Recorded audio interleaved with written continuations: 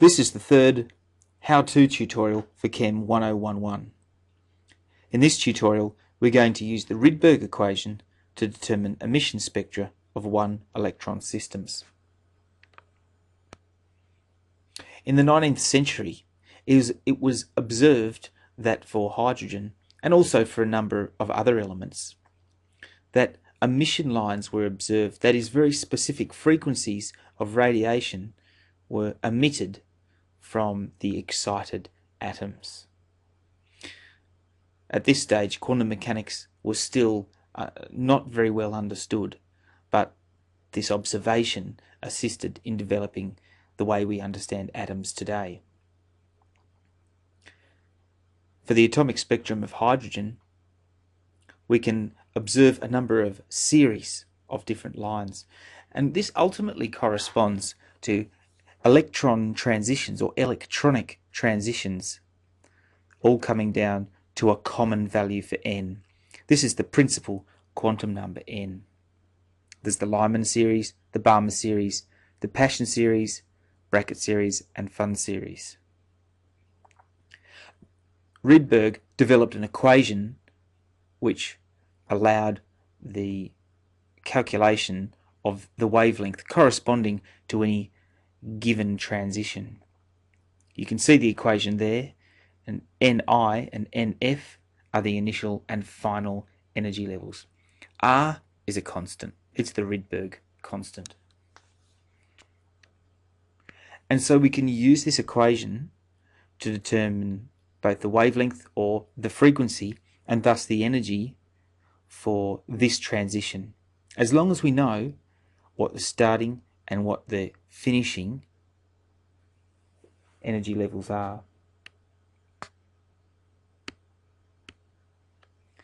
Starting with the Rydberg equation,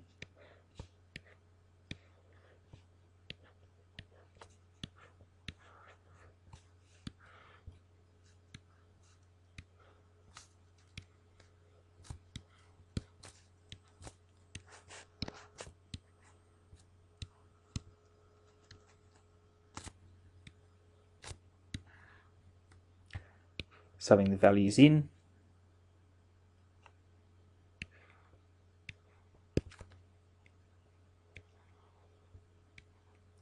remember, if you get questions like this in the exam, the values for constants are always given. You're really not expected to memorize these kinds of values. What's most important is that you know how to use the formulas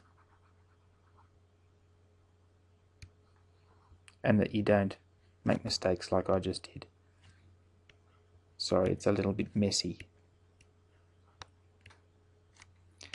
Sub your values into the equation, plug this into your calculator, and you should get a value something like this. 7.80 times 10 to the power of 5 meters to the minus 1.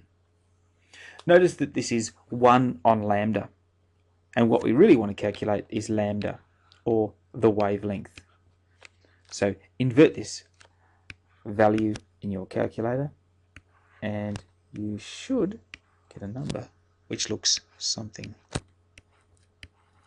like this. Lambda equals 1.28 times 10 to the minus 6 meters. Notice that the units have now changed to meters. The question also asks us to determine both the frequency and then the energy. Starting with the frequency, we used a wave equation, rearranged, and so the speed of light, which roughly equals 3.00 times 10 to the power of 8, has units of meters per second. Divide this by the wavelength that we calculated in the previous part of the question, 1.28 times 10 to the minus 6 meters, and again plugging that into our calculator. If you've got the same thing as me, it'll be 2.34 to the power of times 10 to the power of 14, and this is seconds to the minus 1.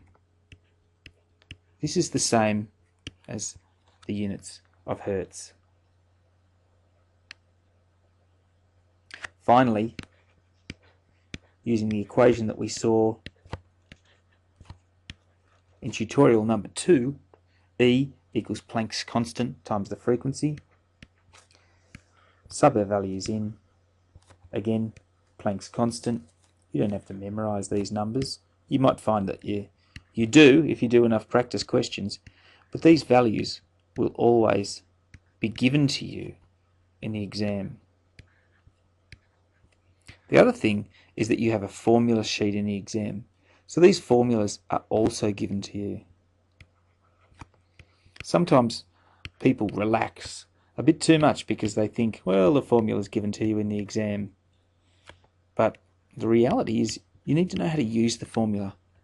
And the best way to do that is to do as many practice questions as possible.